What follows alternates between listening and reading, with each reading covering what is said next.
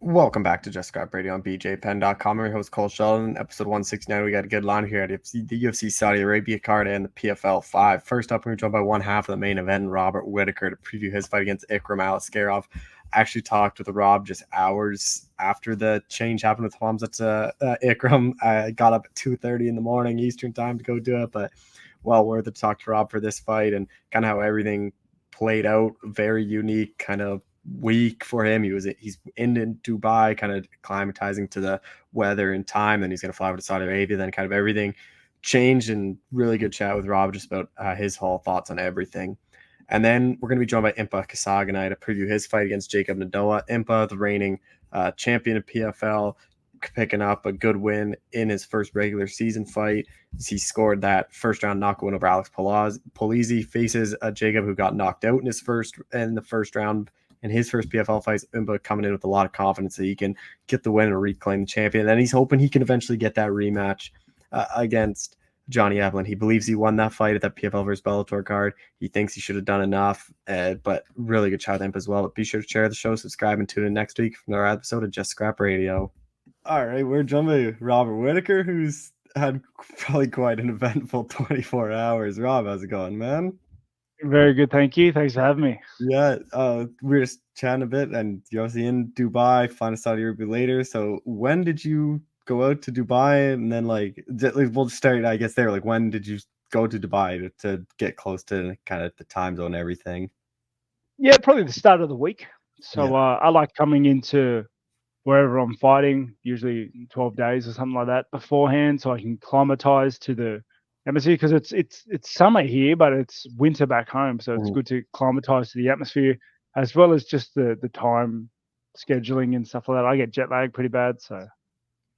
And when did you first hear or learn that maybe Hamza was out? Like, when did that kind of first come on your radar?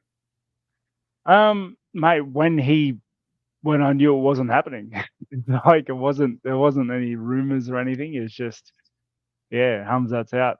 What's going on? How disappointing was that? Because obviously that's a big fight, a big opponent for you. Like, and then kind of was there stress of like, well, I flew out here, like, find me whoever? Is it like, well, if he's off, like, what kind of was going through your head when you found out he was out? Yeah, much like that. It was a little frustrating. I spent like 3 months working a very specific game plan for a very specific opponent. Obviously Chimaev doesn't really fight like a lot of other people, so I'd really tailored the camp towards that fight style. And that's upsetting, but I have a place for those skill sets. Like, I'm still fit, I'm still razor sharp. So I flew out here. I understand that I'm the main event of the card. That comes with a level of responsibility. There are a lot of people that want to watch me fight. That's how I earn my living. Everything kind of culminates in me wanting to fight on. I wanted to fight. I wanted the show to go on. I wanted to do my job. So hats off to Ikram for taking the fight, for the UFC setting it up, and I look forward to putting on a show. Was Ikram the name that came across, or were there like a couple until like it got finalized with him? Yeah, no, it was kind of I wasn't really. There weren't a lot of names thrown around. It was kind of, I think nobody would take it, or it was too short notice, yada yada yada. But I understand the level of danger Ikram brings in. He's a guy that's coming in last minute. He was fighting this weekend, so he's ready. He's fit. He has nothing to lose, really, only everything to gain, and he's got a dangerous skill set. Was there any thought of just turning this down? Like, Ikram is a guy not many people know. Like, he's not a ranked guy. Like, you are kind of risking a lot by taking this, and especially on a week's notice as well. Yeah, mate. Nah, there was no real thought to just not fight. That's my job. That's why I flew across the world to do. That's how I put bread on the table for my family. And like I said, I understand that I'm the main event. It comes with a level of responsibility. A lot of eyes are going to be drawn to this. A lot of people there. It's the first card in Saudi Arabia, so I want to be a part of that. That is something that I was going to ask you, so I'll just ask you now, is like being not just a part of that first card in Saudi Arabia, but the headliner. Like, does that mean anything to you? Because you see what they're doing in boxing, like they're only probably going to do more stuff in MMA. So like to be that first card and be that main event, like is that any special to you? Oh, definitely, definitely. It's to be a part of history in my career in something that I've built such a legacy in is, yeah, it's special. And then so Ikram steps in. It's like 7 days. Like, what do these 7 days look like? Is it just like a lot of film study? Like, you can't really train a whole lot because you're already starting the weight cuts. Like, what is kind of this week looking like for you then? Mate, the work's done. I was prepped to fight Chimaev. I understand the game plan's a little different now, but I'm a fighter. You know, I'll work it out, I'm sure. How familiar were you with Ikram? I'm going to be honest, and this is no disrespect, zero.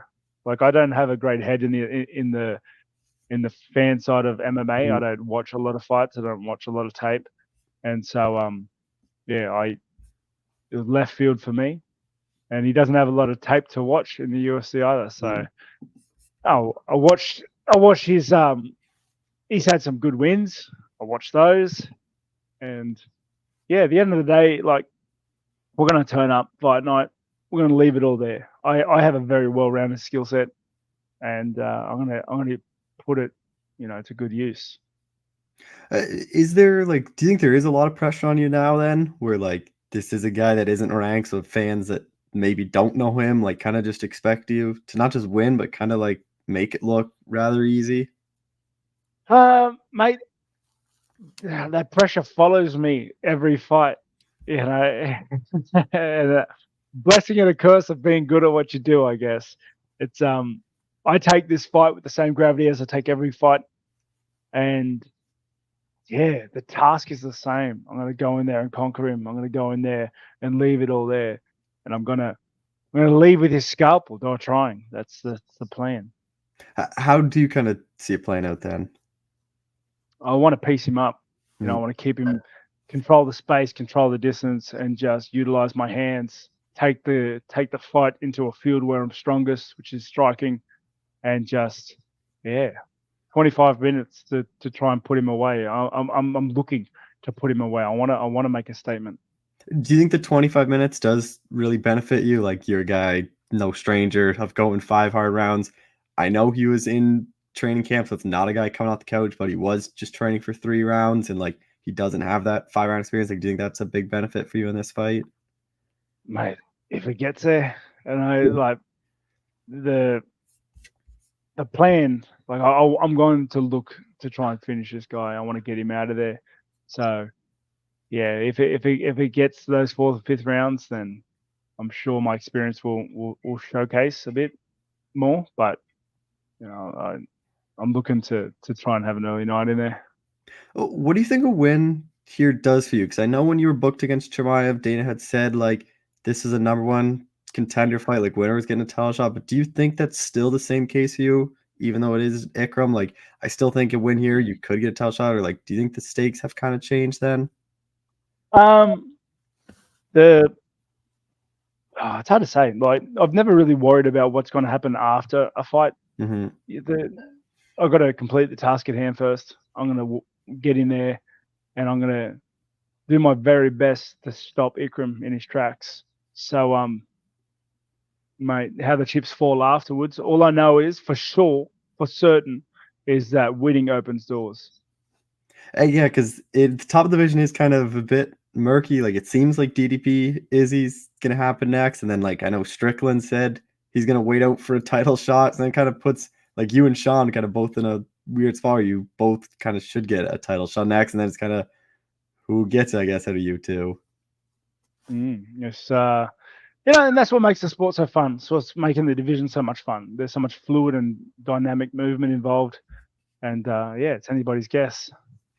Is that Chimaev fight still one you'd like in your career, or do you think like you get this win here, like maybe you just pass and it doesn't ever happen? Because you were kind of giving him that first real chance to fight someone high up. I'm sure I'll fight somebody. There's lots of people to fight. I'm not the only one there. With that middleweight division, it seems like Izzy DDP will be next. Like, how do you kind of see that fight playing out? Yeah, I'm curious. I think DDP has a really good chance of beating Izzy. Oh, why do you think that? I just think like the amount of pressure and doggedness he displayed last fight against Sean, pushing forward the entire fight, making Sean uncomfortable, which is hard to do because Sean's a guy that likes pushing forward and doing that to his opponents.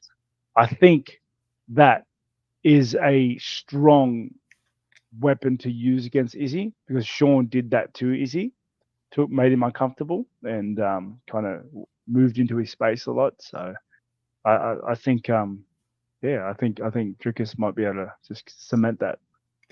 Just a bit of a hypothetical, just a couple more things. Is like, would you rather take the belt off from Izzy or DDP? Like, do you have a rooting interest in that one? Not particularly, but I'd like DDP probably. Yeah. To a degree, just to get that last fight between me and him back. And just final thing, like you get past Ikram in June, like what is kind of the goal then? Like, do you think you get one more in, or you just kind of have to play it out, kind of see how what happens with the title? After Ikram, I'm just going to go home. I'm going to spend some time with my family. I was ripped off a holiday last time, so I'd probably jump on that. Well, Rob, I appreciate you doing this. I know it's probably been a hectic 24 hours for you, so thank you. No, it's fine. Thank you so much for having me. Yeah. All right, we're joined by Impa Kasanganay ahead of his upcoming PFL fight on June 21st. Impa, how's it going, man? Great. Thanks for having me on. I appreciate you. Yeah, obviously a quick turnaround, like already your third fight this year. Like, you've been active since you've been in the PFL, but like, how kind of crazy it not halfway through the year you already got 3 in this year again. And not active enough. So we're gonna keep going. I feel great. I'm doing what I love really, and it's just like if I could fight every weekend, I really would. So I'm just having a good time, hanging out with my dog, Trey Beacon. So living life. This like past like kind of year and a half for you, like how kind of crazy has it been? Like you get released in the UFC, like you lose the fight Eagle, like not really knowing what's kind of come next. And then you've kind of since moving up, you've been on this incredible run, you win the $1 million. Like what kind of has this past like year and a half, 2 years been like for you in your life? Oh man, it's just a year to me of like it's one of those years, the year and a half. It's like kind of like a year like the hard work pays off and the faith and the prayer pays off too. That's how I look at it. I was never stressed. I was just like, man, like I know what's in me. I know what's coming. It's just not a matter of if, it's a matter of when that time comes. And that's all it was. It's like a year of trying to be patient. Sorry.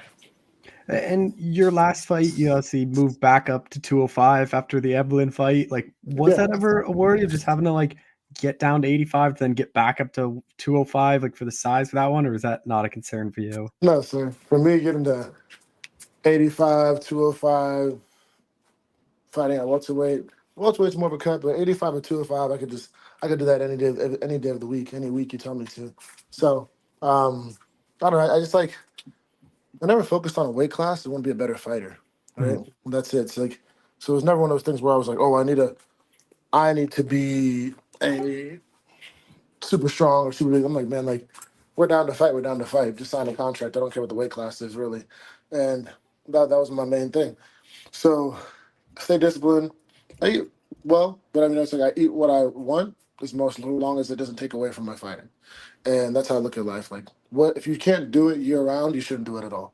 And I was just loving what I could do. It was another fight. Johnny's an excellent fighter, and great opportunity. And I've really been blessed from that fight and the first fight in the PFL season.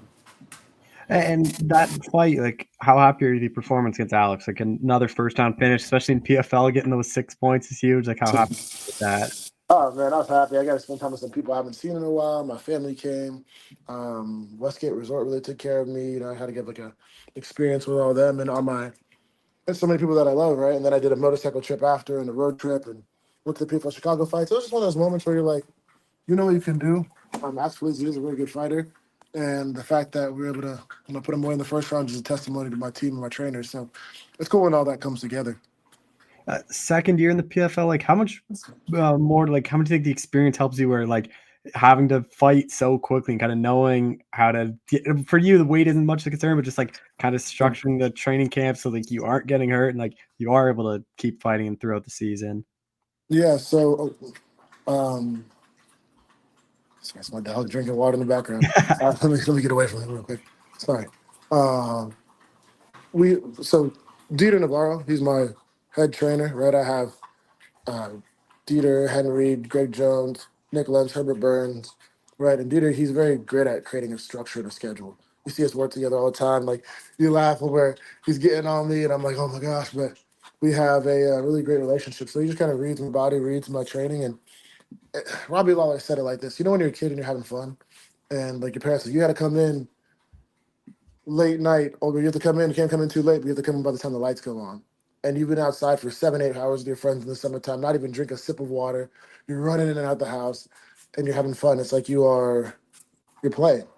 And that's how fighting is for me. I love it that much that I'm happy I get to keep doing it. So my body doesn't really hurt or anything like that. I've had like, the simple nicks and bruises, little aches and things like that, but nothing that ever really just takes me out. And I'm over here like, man, I have to wait 6 weeks to fight more than like, the 6 weeks to a fight. The perspective of joy that I have for it is different. So that's about it. And your upcoming fight against Jacob, like how familiar were you with him? Like he was obviously on the PFL Europe coming into the regular season. Did get knocked out his last fight? Like how familiar were you with him? Oh man, I've seen him fight. I've seen him fight twice. Beacon wants to say hello. I've seen him fight twice live. Then I was in the same card as him last time. The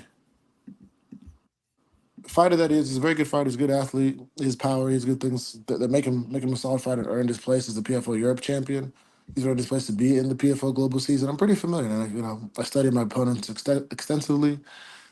Um, yeah, I'm looking forward to claiming this victory, getting this finish, and respectful team, good people. That's what I can say about them, and I have no issue with them at all. I have a job to do, and that's what That's what I'm going to do.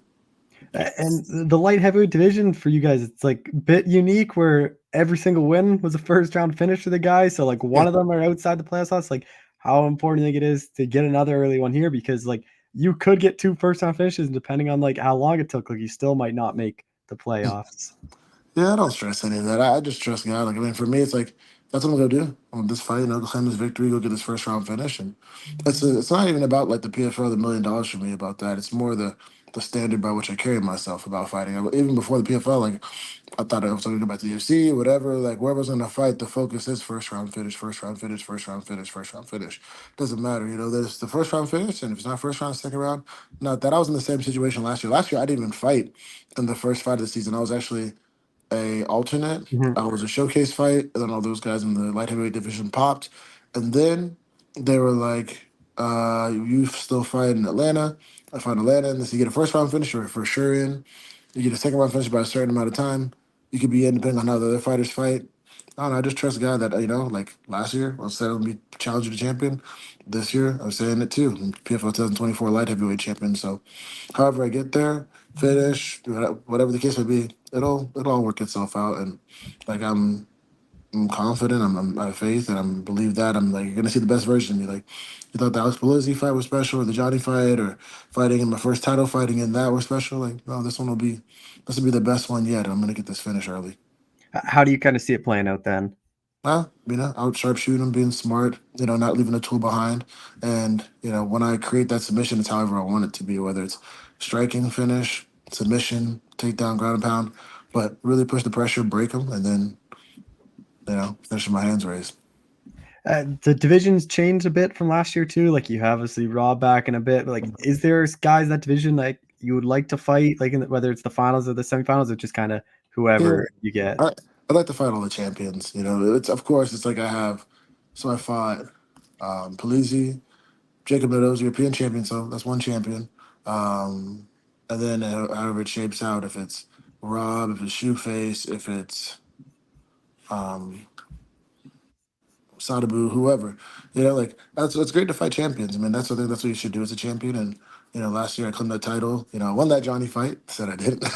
But it's like I look at that like I still know who I am in and out, belt or no belt. I always tell people it's like when I was sleeping in my car, living in the yurt, I believe I was a champion, and I carried myself that way.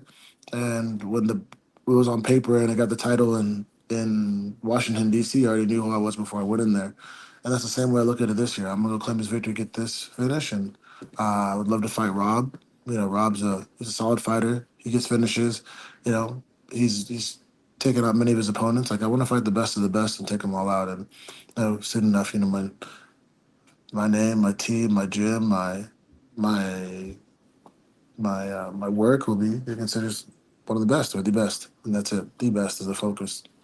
Have you thought about like what winning it again would do for your legacy? Like 2-time back-to-back champ, like $2 million obviously nice, but like just kind of legacy wise, like have you thought about that? Or is that something you don't really think about till maybe it has happened? Like it's not that I don't think about the legacy or anything like that. I mean, it's just my focus is to be the best to ever do it, however that may be. I know people say you have to be in the UFC. I don't agree with that. I mean, like the fighters I know who are better than guys in the UFC. A lot of people consider Johnny one of the best in the world and in history. Well, not in the UFC. People consider that about Fedor Emelianenko and all these other fighters who haven't done. Like for me, I gotta put myself as premier fighter, the premier fighter in the world.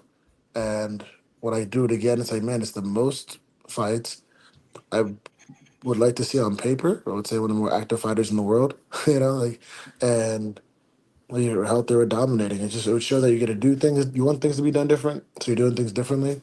And I'm I don't know. Just think about the legacy. I just say that what the impact I can have with my career. Now I just bought my own gym now, my own Impa's refinery. It's in Miami, and I can show those kids you can really be whoever you want to be, no matter what people think about you. Mhm. And that's it. Like in kids in Congo, and I can help out around the world. That's more important to me. Just like honor God, do my job, and show people I'm conditionally loved. It's like my focus. MMA is my ministry, so for me, that's the legacy I want to leave behind. And then when you see that I fight, like man, that guy's a killer, and that's all. So more finishes. It means I get to fight some more. It means I get to fight more. When I get that title, it means I get to fight again, another champion versus champion fight, whether it's Johnny again or it's Corey Anderson or whoever it may be. I just know when you close that cage door, I'll be there and I'll finish with my hands raised, and that's it. So like I guess the kind of thing for me, just all I think about is like, okay, do I get to fight some more? So I don't have to, because I remember I was the fight last year in the championship. Like man, I have to wait all the way till April to fight again, and then I got to fight in February. So I just got to keep doing what I love.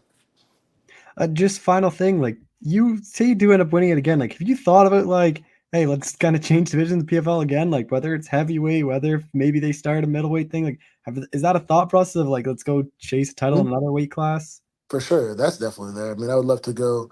I'd like to fight. I told him I want to fight two divisions at the same time. Especially if I can fight different weeks, and then I'll fight two times in the same night on the championship fight. And the championship champs, I'll fight twice in a night. I've been asking for it, but then I allow me to. I would definitely go middleweight. I definitely go heavyweight.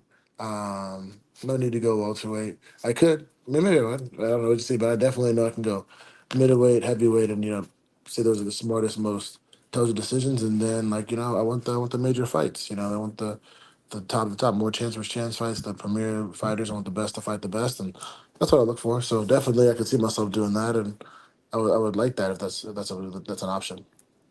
Well, Impa, I appreciate the time. Thank you so much for doing this. Thank you. I appreciate you. Thanks for having me, Uncle.